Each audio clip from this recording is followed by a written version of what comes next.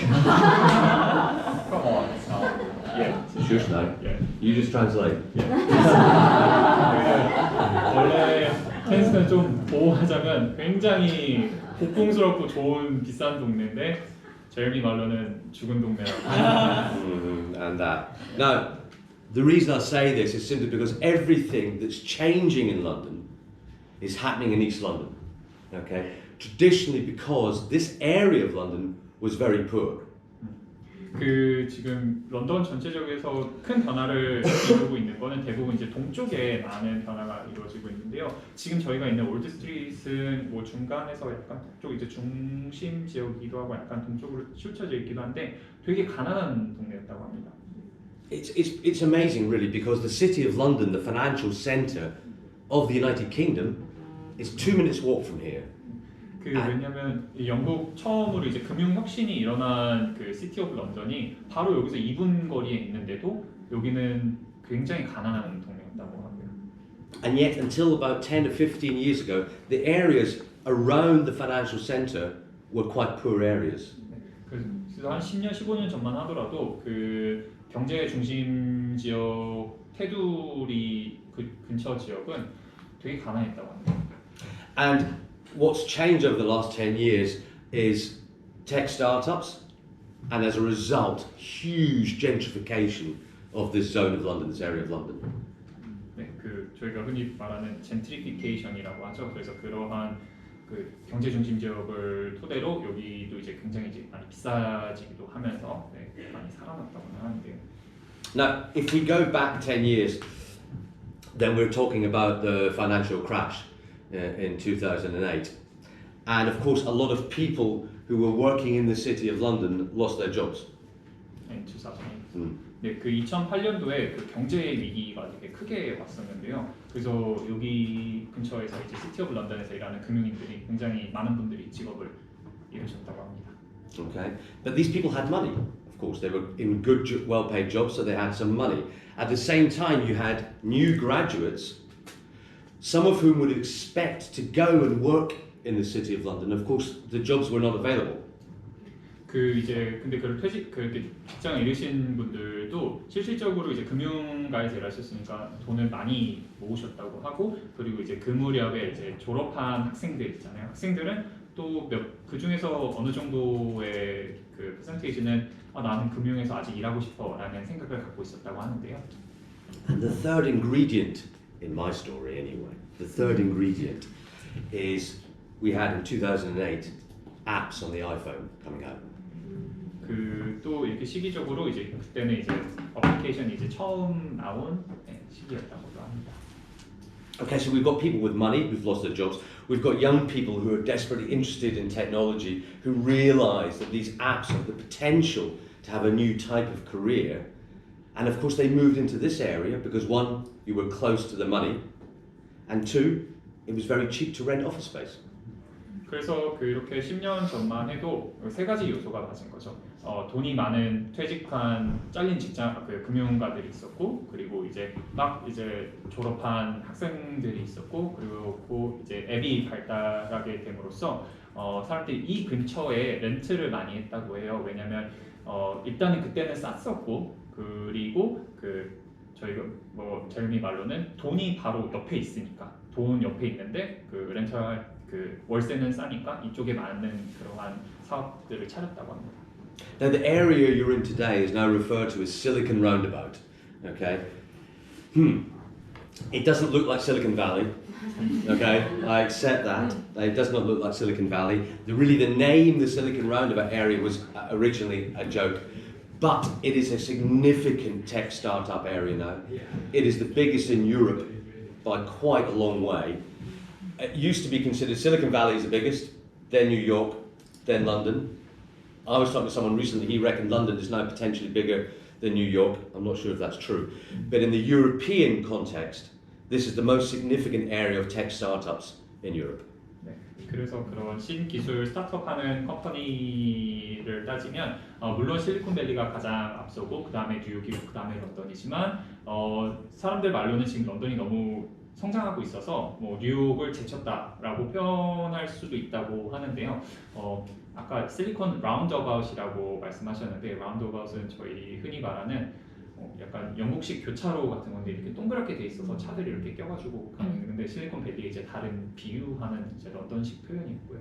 Now, you may have heard in the news that Britain is going through Brexit. You may have heard of it. I am not going to talk about Brexit.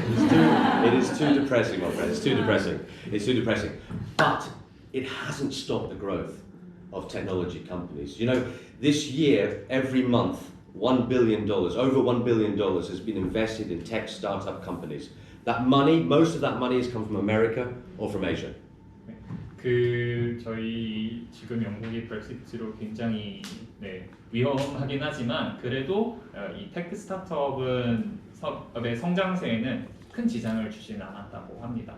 그리고 이제 저희 투자자들 자체가 주로 뭐 아시아나 미국에서 자본이 오는데 그 1억 달러라고 표현하셨거든요. 그래서 $1 billion. $1 billion, yeah. Okay. So what we have now in this area of London is a genuine ecosystem. I think Tony or Claire mentioned it earlier. And this is very, very significant because there is a confidence that if you locate in this area, one, you will meet like-minded people. Two, you will have access to private money. Okay. 그래서 지금 이코시스템이라고 하는 거 이제 경제 그러한 구조를 여기다가 이제 만들게 된 거죠. 핀테크나 이제 그런 테크 스타트업에 관련된. So you said it's close to the money.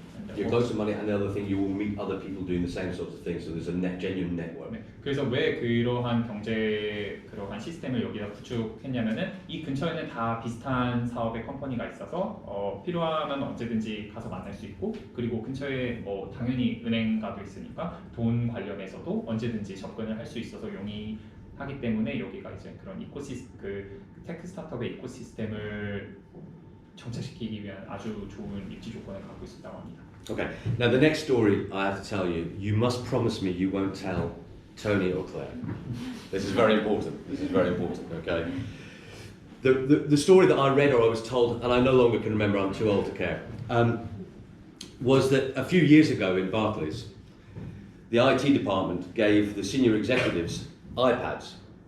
And they said, start using these iPads as part of your daily routine, as part of your work life. And after 6 months, the IT department came back to talk to these senior executives right at the top of the company and said, how are you using these iPads? And they found that most of them were using them to keep the door open.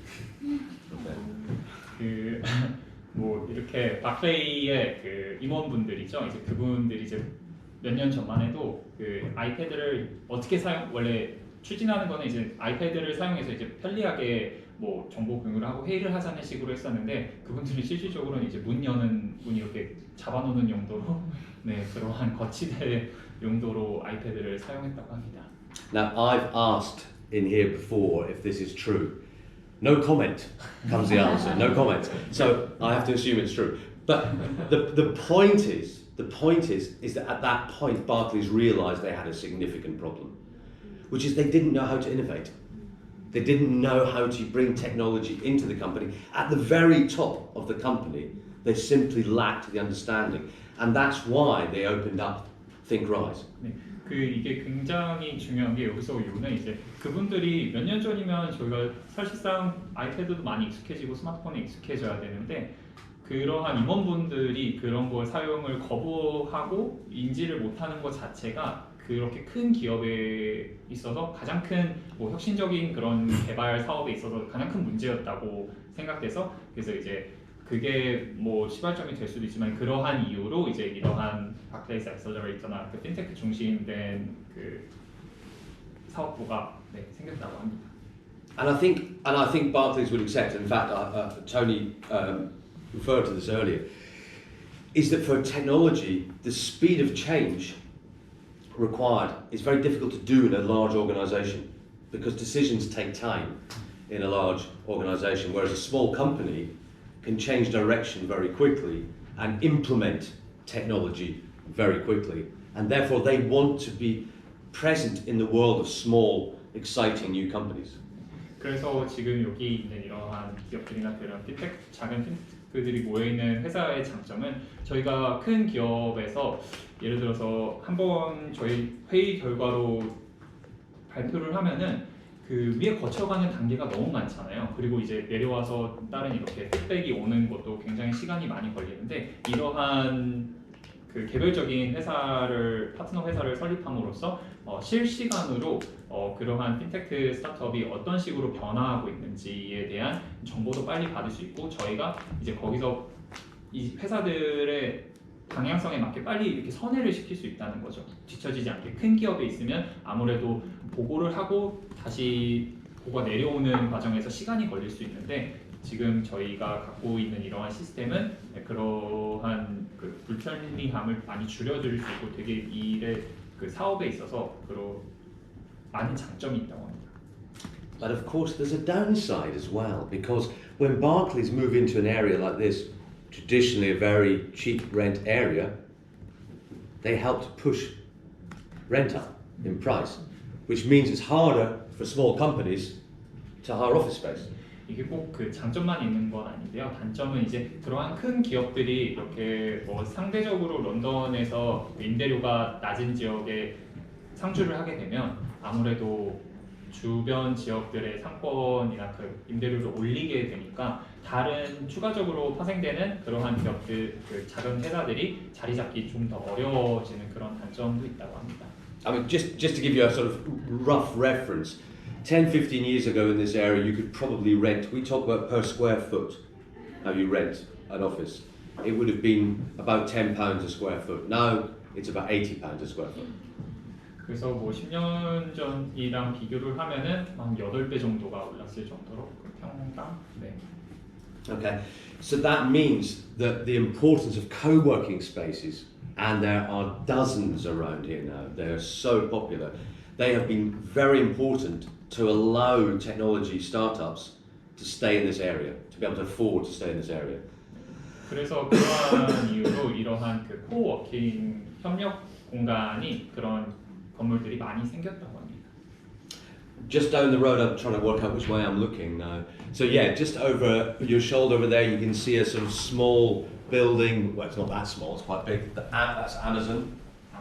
Okay. Up the road, we have near here we have Google Campus, which also is like this, running programs for small companies. Okay. They are here to keep an eye on what is happening with small companies. Okay. 그래서 아까 말씀하셨듯이 저쪽에는 이제 아마존이고 반대편에는 이제 구글 캠퍼스라고 이제 똑같이 여기 박레이 악셀러레이터처럼 트레이닝을 해주는 그런 프로그램을 하는 이제 구글도 Are they actually constructing that, or they finished it? No, the Google Campus is not a Google office. Okay. It's like this. It's a co-working space. It's not their main office. Yeah, but they are running it. No, that's yeah, it's been there a few years. 네. Yeah. 그 지금 구글 캠퍼스는 실질적으로 이런 코워킹 플레이스에서 트레이닝을 계속 하고 있다고 합니다. 몇 년 됐다고 합니다. 그래서 이 근처에 이러한 코워킹 플레이스가 많아지면서 런던에서 핀테크 관련이나 뭐 그러한 스타트업이 어떤 식으로 흘러가는지 동향을 전체적으로 이 안에서 볼 수 있다는 거죠, 쉽게. And finally, I think there's something it's important to understand about setting up a company in the UK as opposed to setting up a company in a lot of other European countries. 네, 그래서 이제 뭐 창업이나 이제 어떻게 그 회사가 정착을 그 런던이나 그 유럽 지역에 하는지에 대해서 간략하게 설명을 해주시겠는데요. You know, if you went to France or Italy, I think, and Andrea is from Italy, he'll correct me if I'm wrong. You know, but to set up a company will take you maybe 3 or 4 months to go, and about 3,000-4,000 euros to set up a company. Okay, in France and Italy. In the UK, you could start a new company this afternoon in 1 hour. Go online. It costs you £40. 12. I'm exaggerating the speed. 12. 그래서 뭐 유럽이나 뭐 프랑스나 이탈리를 비교하면은 그 창업을 하는 데 있어서 보통 3-4개월의 시간이 소요되고요. 그리고 3,000유로에서 4,000유로 정도 그런 투자금이 들어가는데 런던은 지금 당장 저희가 오후에 창업할 수 있을 정도로 1시간에 온라인으로 1시간 안에 다 작업을 할 수 있고 비용은 12파운드 약 뭐 한 2만 원이죠? 2만 원, 18,000원 정도 된다고 합니다.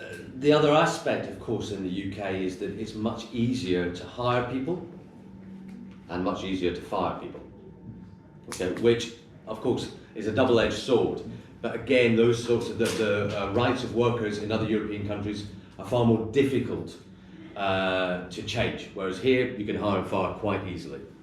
네, 그래서 여기 뭐 양날의 검인 게 인력을 충당하기도 되게 쉽고요. 그다음에 또 해고하기도 되게 쉽다고 합니다. Now, I said Andrea works with an organisation called Tech Italia, who bring Italian startups over here to get them really going on accelerator programs. And I remember when I first met Andrea, I said, "Why? Why you? I didn't mind him being here. I'm happy he's here." I said, "Why don't you do the same thing in Italy?